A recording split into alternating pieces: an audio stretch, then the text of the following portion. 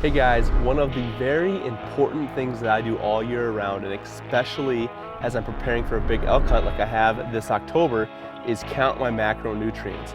Now macronutrients are your protein, carbs, and your fats.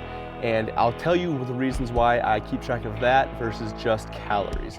So macronutrients make up your calorie intake. So in every gram of protein, there's 4 calories. Every gram of carbohydrates, 4 calories. And every gram of fats, 9 calories. So fats are more nutrient dense. Now, here's the reasons why I calculate my macros versus just calculate the calorie intake. So as I am going throughout my day and I'm taking in my carbohydrates, my proteins, all these different things, you can come up with different ratios of your protein, carbs, and your fats to make up those calories. Now, if those ratios are off, let's say your fat intake's way up to make up your 2,000 calories, and you're taking in most of those calories from those each gram, which is 9 on the fats, then your fat intake's gonna be too high, or likewise with the protein or the carbohydrates. Now, if you have strict goals on trying to lose weight, promote lean muscle mass, or perform well on a hunt, in the gym, anything that you do, those ratios need to be correct. Now, here's the reasons why, as well as I pick out these macronutrients, is I can have a large variety of foods in my diet, just like baked chips, for instance. Now, baked chips in a serving have 15 grams of carbohydrates, along with some protein and fats that I have to calculate for. But as I'm going throughout my day and I'm taking in different carbohydrates, so my different carbohydrates today, I've been out elk scouting all weekend, is I have some different baked chips, wheat thins, things of that nature.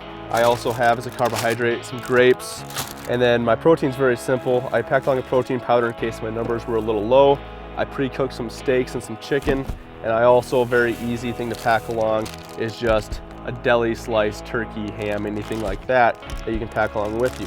Now all I have to do to calculate my numbers, my macronutrient numbers, is just look on the nutritional label and look at how many grams of fat, carbs, and protein in each. I calculate throughout my day. I have my goals. Let's say, for example, I'm going to take in 180 grams of protein, 300 carbs, and 70 fat for the day. I'm spreading those out throughout my day, through every meal, 5 or 6 meals quite often. I also have some cheeses. Cheese is mainly a fat. So as I'm going throughout my day, that's what I'm calculating. Peanut butter for a fat. I also have jelly, a carb source. Throw it on my bread here, which my bread is mainly a carb source. Again, a little bit of fat, a little bit of protein in there.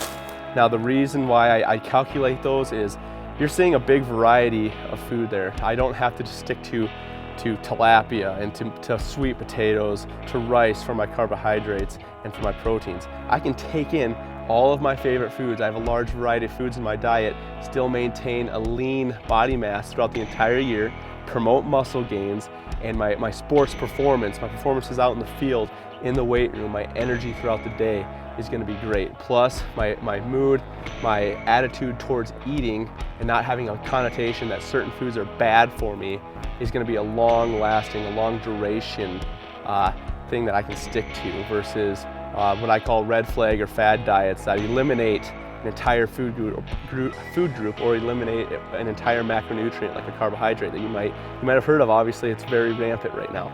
So maybe give a try. Seek out a professional to help you find what your macronutrient numbers should be for your goals, and give it a try this fall.